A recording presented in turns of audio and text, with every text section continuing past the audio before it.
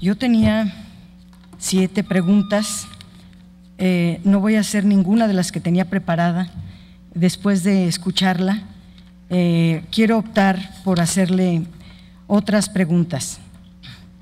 La Suprema Corte de Justicia de la Nación ha sostenido que los derechos humanos contenidos en la Constitución y en los tratados internacionales constituyen el parámetro de control constitucional.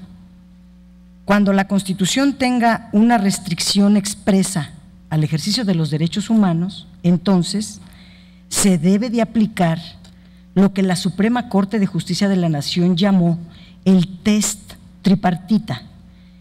¿Conoce usted en qué consiste y podría ilustrarnos en describir este procedimiento aprobado por la Corte? Y a priori resulta ilógico que después de las reformas de junio de 2011, que incluyen, que reconocen como eje central y obligatoriedad para todo el Estado mexicano a los derechos humanos, el principio pro persona pueda ser, se pueda limitar con esta interpretación jurisprudencial de la cual está usted mencionando. Lo correcto sería ampliar los derechos humanos, el catálogo de derechos humanos, no su restricción. La segunda pregunta sería: mucho se ha polemizado sobre el valor de la jurisprudencia emitida por la Corte Interamericana de los Derechos Humanos. ¿Cuál sería el criterio que rige al respecto y que resulta obligatorio para todo el Poder Judicial, es decir, para todos los operadores jurídicos del país?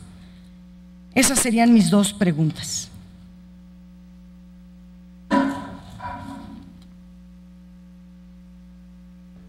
Señora magistrada, ¿puede contestar, por favor? Sí, dame un segundo. Sí, claro que sí. Posteriormente de su contestación pasaremos a sacar de el recipiente donde están las preguntas de la sociedad civil para que pueda contestar una de ellas.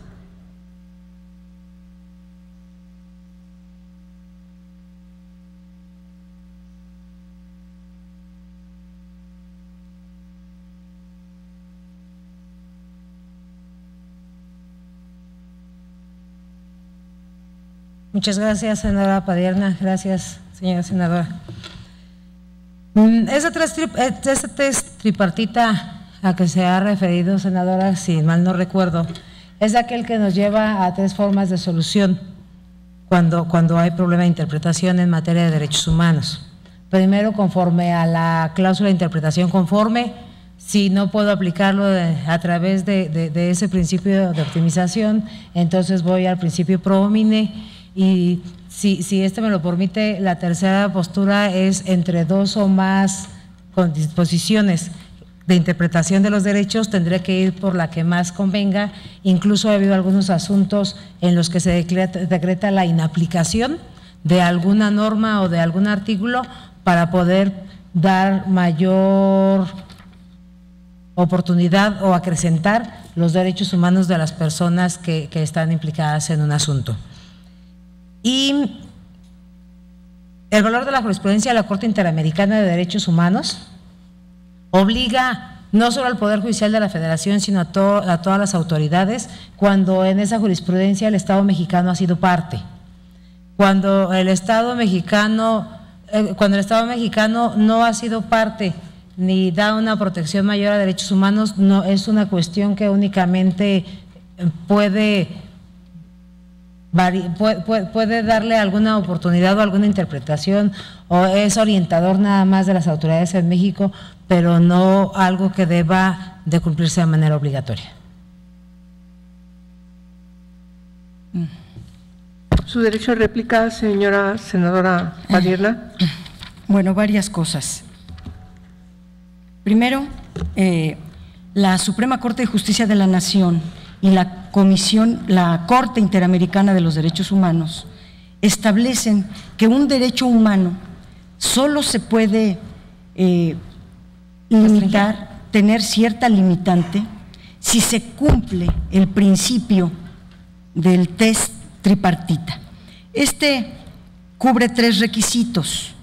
Uno, debe de estar en ley, que es al que se refiere la última frase del primer párrafo del artículo 1 de la Constitución al cual usted se refirió, ese de que el ejercicio de los derechos humanos no podrán restringirse ni suspenderse, salvo en los casos y bajo las condiciones que la Constitución establece.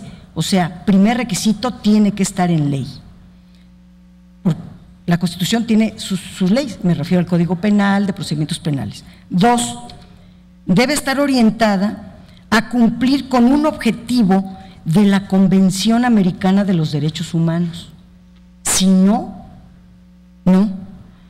Y la tercera es que la limitación debe ser necesaria en una sociedad democrática, considerando que vivimos en una democracia, debiendo ser idónea para lograr sus fines y ser estrictamente proporcional a la finalidad que se persigue.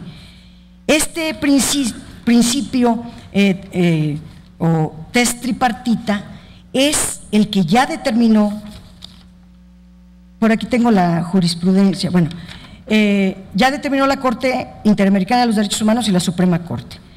Entonces, por otro lado, lo de la jurisprudencia de la Corte Interamericana es muy importante, porque como bien usted lo dice, la Suprema Corte, cuando resolvió el expediente 912/2010, determinó que las sentencias emitidas por la Corte Interamericana de los Derechos Humanos son vinculantes para el Estado mexicano por ser causa juzgada, siempre y cuando se haya sido parte en el litigio, como bien usted lo comenta.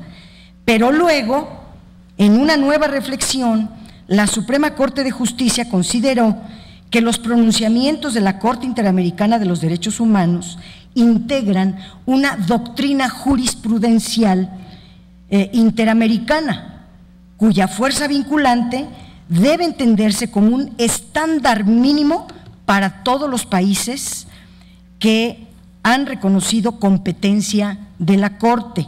Entonces, las resoluciones de la Corte Interamericana de los Derechos Humanos son vinculantes para todo el Estado mexicano como estándar mínimo, aunque no haya sido parte en el litigio. Así que todos los juzgadores y todas las instituciones del Estado mexicano están obligadas a aplicar los ordenamientos jurídicos de la Corte Interamericana de los Derechos Humanos.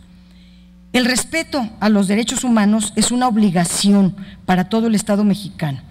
En cualquier tipo de decisiones que tome cualquiera de las instituciones, para excepcionalmente restringir un derecho, se aplica este principio. Yo sugeriría 2 cosas. Bueno, y además de cumplirse el principio tripartita o el test tripartita, después de eso se tiene que acudir a dar parte a la OEA, a la Organización de los Estados Americanos. Es decir, después del 10 de junio del 2011, toda la legislación cambió, se modificó y prevalecen estos principios por encima de cualquiera otros. Por eso es tan importante algunas de sus afirmaciones. Le sugeriría no mencionar el término pro homine, porque significa prohombre. Y a partir del cambio constitucional que privilegia los derechos humanos, el término correcto que establece nuestra Constitución es pro persona. Entonces, son como varios asuntos que preocupan que alguien que aspira a ser ministra de la Suprema Corte no tenga claridad de esto, porque entonces pareciera que todos nos vamos a restringir los derechos como prioridad, cuando el cambio constitucional histórico, el nuevo paradigma que rige nuestra Constitución, pues dice lo contrario. Gracias. Señora magistrada, ¿quiere usted contestar? No, señora senadora, muchas gracias.